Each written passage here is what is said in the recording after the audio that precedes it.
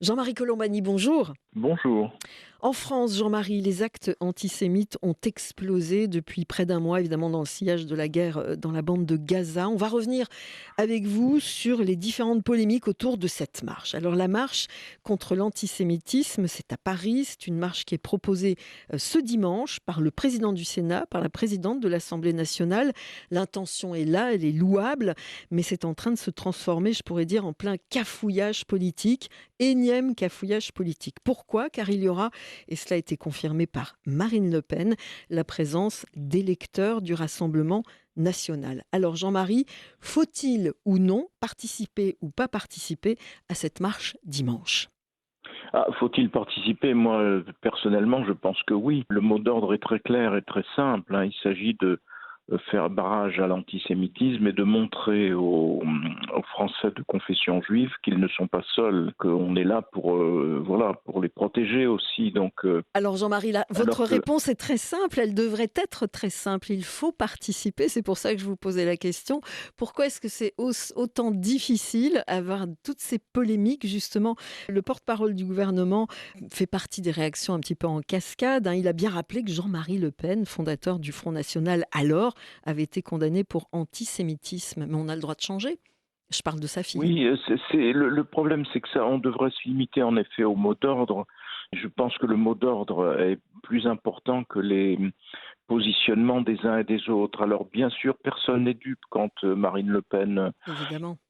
veut participer, c'est évidemment pour justement mettre un peu plus à distance le passé de son propre parti lorsque ce parti était dirigé par son père. Personne n'est dupe, mais en même temps, je pense que la cause vaut que l'on mette un petit peu tout cela entre parenthèses. Au lieu de quoi on retrouve les vieilles discussions, je ne veux pas défiler parce que je ne veux pas être avec un tel, je ne veux pas cautionner ceci ou cela. Alors que dans les cortèges, par exemple dans les cortèges syndicaux, quand il y a des protestations contre telle ou telle loi ou telle réforme, mais chacun dans un cortège peut défiler, si j'ose dire, sous ses propres couleurs. On ne demande pas au Mhm. cortège de force ouvrière de se mêler à celui de la CGT. Là, il devrait en être de même. Chacun peut prendre sa place dans le cortège sans automatiquement croiser Marine Le Pen et être bras dessus, bras dessous avec elle.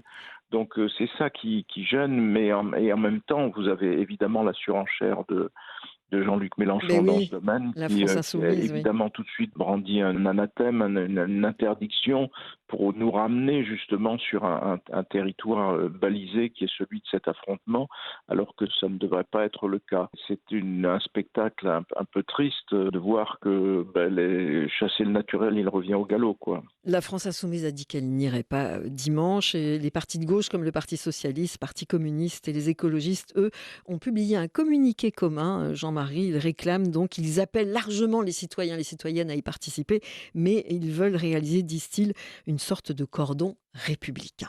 Voilà donc pour cette manifestation, ce sera dimanche. On va parler judiciaire, affaires judiciaires en France, avec un mot bien sûr de ce procès qui s'est ouvert au milieu de la semaine, le procès donc de Éric Dupond-Moretti. C'est le garde des Sceaux, il doit répondre de prise illégale d'intérêt, il est jugé par une cour spéciale, c'est la Cour de justice de la République. Il est jugé, je dirais, pour crimes et délits commis par un membre du gouvernement dans l'exercice de ses fonctions. C'est une première en France qui se passe depuis mercredi pour le garde des Sceaux. Oui, alors c'est une première, il faut remettre ça un petit peu dans un contexte plus large. S'il vous plaît. Le contexte plus large, c'est celui au fond de la magistrature vis-à-vis des responsables politiques. Je prends un exemple. La jurisprudence Balladur, quand Édouard Balladur était Premier ministre, consistait à dire, dès lors qu'il y a une enquête sur l'un des membres du gouvernement, celui-ci doit démissionner sans attendre que l'enquête soit achevée et que l'on sache exactement Mhm. de quoi il s'agit. Depuis la naissance de cette jurisprudence Balladur, donc ça fait quand même quelques solides années maintenant, Oui. il y a eu 31 ministres au total qui ont démissionné à cause de cette mise en cause, ou de cette mise en examen, ou de ces soupçons, etc. Quand vous faites le compte de ce qui s'est passé, 3 seulement Trois ont seulement, été oui. convaincus des faits qui leur étaient reprochés. 3 sur 31. Donc ça vous dit le problème.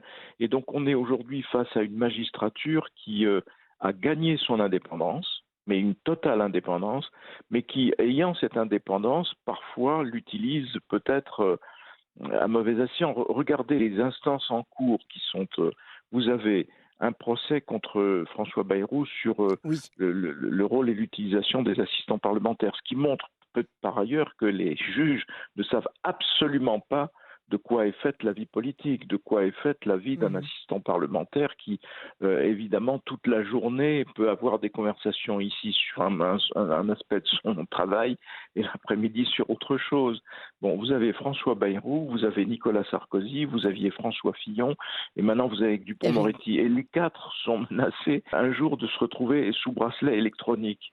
On ne peut pas manifester plus clairement que le pouvoir est progressivement dessaisi par la magistrature. Le cas de Dupond-Moretti illustre cela parce que le fond de l'affaire entre les syndicats de magistrats et Mmh. Dupond-Moretti, c'est que les syndicats de magistrats ne voulaient pas que Dupond-Moretti soit Devienne garde des garde Sceaux. des Sceaux, oui. Donc ils voulaient absolument. Or, on ne peut pas en République accepter que telle ou telle corporation décide de qui va être son ministre ou non. Bien sûr. Donc le contexte est vraiment celui-là, c'est-à-dire progressivement d'une indépendance de la magistrature justifiée. C'est une belle conquête pour une magistrature qui n'avait jamais été indépendante dans l'histoire de notre pays.